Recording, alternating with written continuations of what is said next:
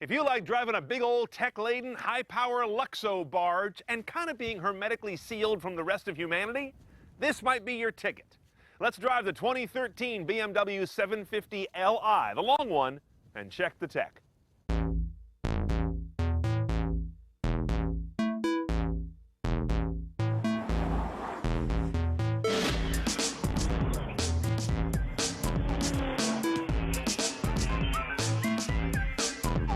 Now, as you can see, the 2013 7 Series did not get a major piece of plastic surgery done to it. It's about the same as a 2012. But three things caught my eye in terms of innovations and improvement.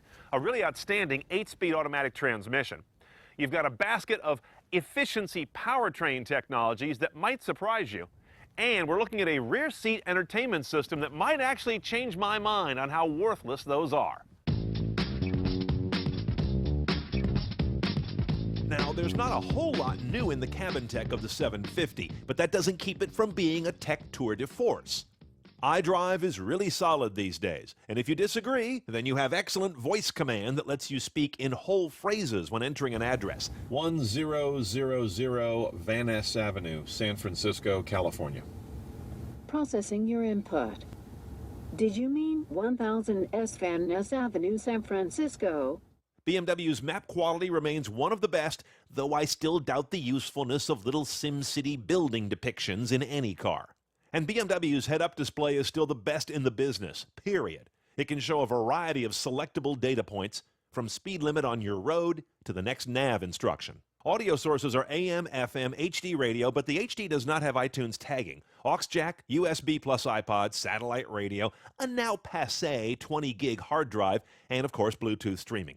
In terms of apps, BMW has long supported Facebook, Twitter, and streaming web radio through an app on an iPhone, and iPhone only. Someone needs to send them some Android sales figures. But this is new. I now see a cloud-based version of Yelp in the dash, which rides on top of the 3G connection that is built into the car, something BMW and Audi pioneered about a year and a half ago.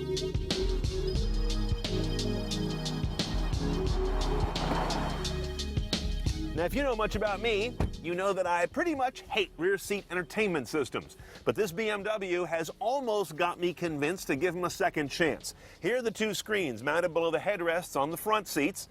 Do they remind you of any mobile electronics product you can think of? Yeah. They're a generous size, they're nice and thin. The optical drive for them is down here, but notice what's really interesting. They are iDrive interfaces with an iDrive controller. You can switch from right to left passenger based on which screen you're operating, independent or together. You've got access to multimedia, radio, navigation, all the same services you've got in the front of the car. You've also got connected drive. So without having to bring an iPad to the car, you've got some modest degree of online services right here in the vehicle built in. This is a very nice way to do rear seat entertainment, and the price is not bad, under $2,000. Under the hood, twin-power turbo means different things depending on the BMW. Since we have a V8 here, it means two discrete turbos, one for each bank. They feed 4.4 liters of displacement in conjunction with direct injection and Valvetronic, totally variable valve train. The mind boggles at repair bills after warranty, but in the meantime, you'll enjoy 445 horsepower and a stout 480 foot-pounds of torque. The nearly 4,700 pounds of car launched to 60 in 4.8 seconds, while delivering a not at all awful 1624 mpg rating. That relative efficiency is thanks to a number of things. The new 8-speed automatic, up from the 6-speed of before, direct injection, as I mentioned, brake force regeneration to help charge the battery when you're braking and not always through the draggy alternator. Auto start-stop kills the engine at a stop, which I've always thought BMW could do better. And then there's the unseemly Eco Pro mode, which basically gives you the throttle response of a Prius, climate control that shuts off at a stop, and a drivetrain that freewheels when you're coasting. Two of those three seem to be sacrifices in a car that is really about not making any. The first thing I notice in this 7 is it's built like a vault. I mean, this is really a big, heavy, incredibly well screwed together car. The next thing you notice, though, is that it sheds weight on demand.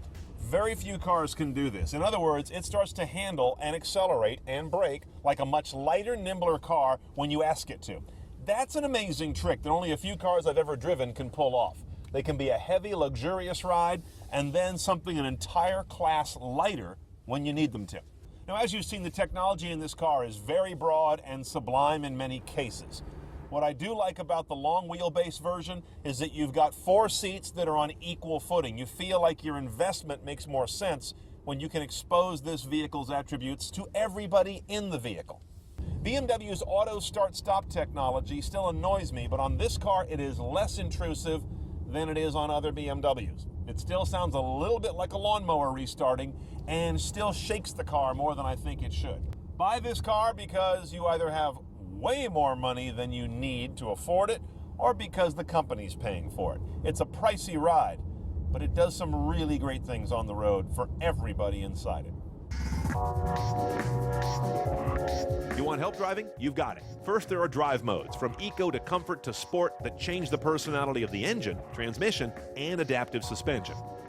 Then driver assist comes in many flavors. Adaptive cruise maintains distance, not just speed. That lane departure and blind spot technology not only warn you, but can also veer you back into place. BMW's night vision tech seems much improved now. The focal length and field of view are now almost exactly what your eyes see out the windshield, so glancing down at the night vision isn't as disorienting as I noticed before. Let's price this house-class investment. The 750 Li starts at about $91,400 delivered.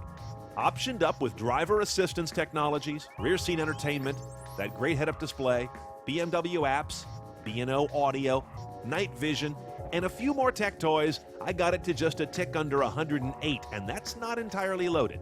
No, it's not a Lexus price, but you knew that going in.